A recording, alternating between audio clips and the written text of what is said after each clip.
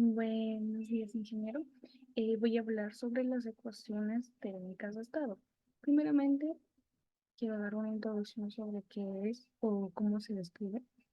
Este se describe como el comportamiento de un sistema termodinámico en equilibrio. Un gas, un líquido sólido, establece, este también establece la relación entre las propiedades térmicas del estado, como la presión, el volumen, la temperatura y la cantidad de sustancia, permitiéndonos predecir el comportamiento del sistema bajo diferentes condiciones. Ahora pasamos a las ecuaciones que se ajustan al sistema del ácido sulfúrico. La primera ecuación es la ecuación de Peng-Robinson, de PR. Esta ecuación se ha elegido para el ácido sulfúrico debido a que ésta tiene sus propias limitaciones y también ventajas, dependiendo de sus condiciones de presión, temperatura y su concentración, ya que cada una de las diferentes sustancias tienen diferentes tipos de cantidades. Por ejemplo, en este caso, que es el ácido sulfúrico, nosotros vamos a ver que tenemos en dos variables, que es A y B. Estas variables de A y B tienen el valor de 0,4573 atm en el caso del ácido sulfúrico. Esto puede variar dependiendo del diferente sistema que sea o la diferencia de la sustancia que se emplee en esta ecuación. La ecuación de Payne-Robinson nos dice que es la presión sobre la es igual a la constante de temperatura sobre el volumen con la variable B menos la variable A sobre el volumen elevado al cuadrado más 2 de la variable inicial con el volumen inicial menos la variable inicial al cuadrado.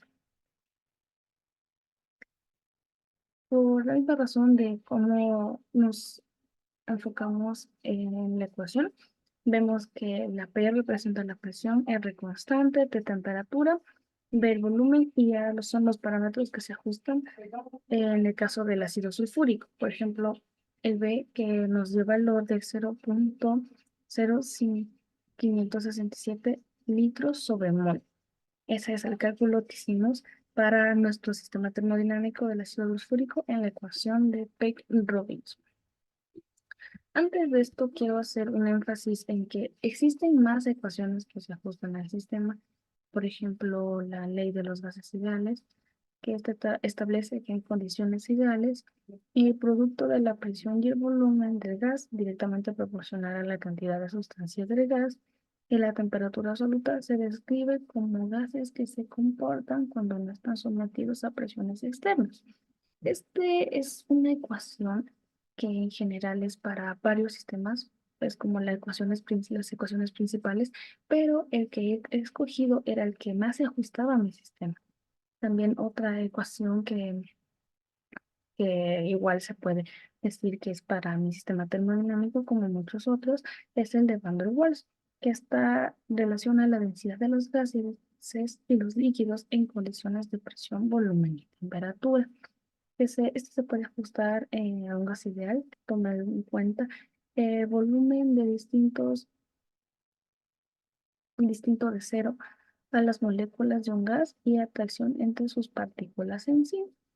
También la tercera ecuación, que es en general, que quiero hacer énfasis en la tercera ecuación, que es la ecuación ideal, que nos habla de que esta surge del estudio de las curvas isotérmicas, obtenidas de la experimentación con gases que permiten la observación de las ideas. Esta ecuación nosotros la empleamos en las sustancias que nosotros queremos, ya que también se ajusta al sistema, pero es general, así que se puede ajustar a varios sistemas con diferentes condiciones. Entonces, por eso es que no hacemos énfasis en sí en este tipo de ecuación.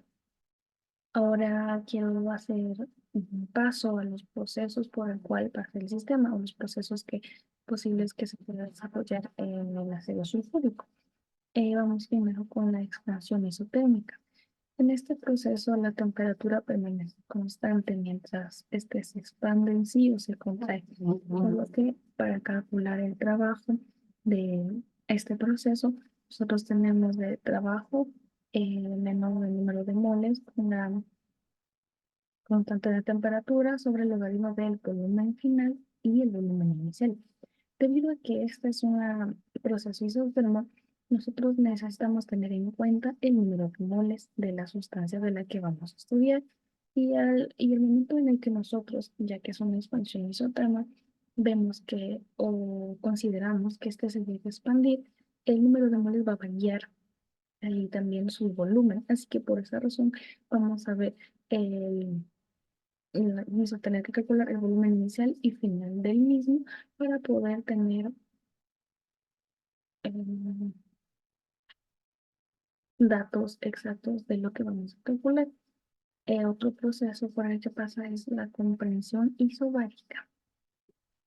La presión del sistema se mantiene constante mientras éste se comprime o expande. Esto es algo similar a la expansión isotérmica que vimos antes, porque la fórmula es idéntica, a diferencia de que el volumen inicial está al inicio y el volumen final está, valga la redundancia, al final.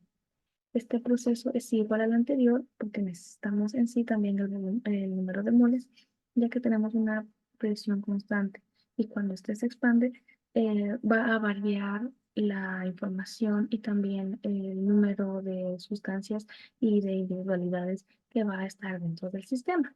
Por eso es que su volumen también varía. Entonces, como el volumen varía, nosotros necesitamos calcular el volumen inicial versus el volumen final o sobre el volumen final, respectivamente. Para la comprensión adiabática, este es un proceso en el cual no hay intercambio de calor con el entorno, pero tampoco hay intercambio de materia, por lo que la entropía de este mismo sistema permanece constante. El trabajo que se realiza durante este proceso, ya sea en la expansión, cuando está normal o en la comprensión adiabática que estamos viendo, esto se calcula mediante la ecuación del trabajo, que es el número de moles más la constante adiabática menos 1 sobre la constante de la misma por la constante de la temperatura inicial y la temperatura.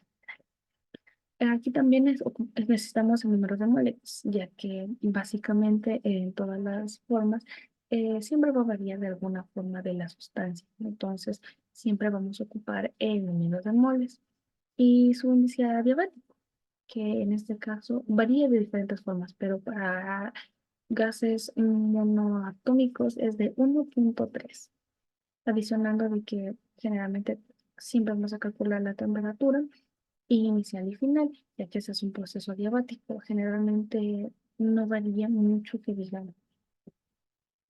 Ahora vamos a pasar a las diferencias en un gas ideal. El ácido sulfúrico se comporta como un gas no ideal, que significa que su comportamiento se desvía del modelo del gas ideal. Vamos a hacer énfasis por qué se diferencia en un gas ideal en el volumen molar. El volumen molar del ácido sulfúrico depende de la presión y de la temperatura, mientras que el volumen molar del gas ideal depende solo de la temperatura. El factor de comprensibilidad del ácido sulfúrico es diferente de 1 y la del gas ideal es siempre 1. El calor específico. El calor específico del ácido sulfúrico depende de la temperatura, mientras que el calor del gas ideal es es, tiene una presión constante. La correlación de Peck-Robinson. Esta es la correlación que tiene Peck-Robinson con un gas ideal. La ecuación de estado de Peck-Robinson, la cual se utiliza para describir el comportamiento de fluidos reales como el ácido sulfúrico que estamos viendo actualmente, se utiliza para un modelo teórico del gas. que no tiene interacciones entre las moléculas y ocupa un volumen despreciable. La ecuación de un gas ideal es un caso límite de la ecuación de Page-Robinson, cuando las fuerzas intermoleculares son despreciables y el volumen propio de las moléculas es cero. La ecuación de Page-Robinson proporciona una mejor aproximación al comportamiento de gases reales a presiones y temperaturas más altas, donde las fuerzas intermoleculares y el volumen propio de las moléculas se vuelven más significativas. Algunos puntos adicionales que quiero hacer énfasis es que la ecuación de Page-Robinson contiene dos parámetros, como vemos a continuación, estos que tienen su propio valor. Estos deben ajustarse a, particularmente a un gas real en particular. También existen otras ecuaciones de estado complejas que incorporan correcciones adicionales para representar el comportamiento de los gases ideales a mayor presión. También quiero hacer otro énfasis en puntos, digamos, entre la ecuación de un gas ideal y la ecuación de Robinson.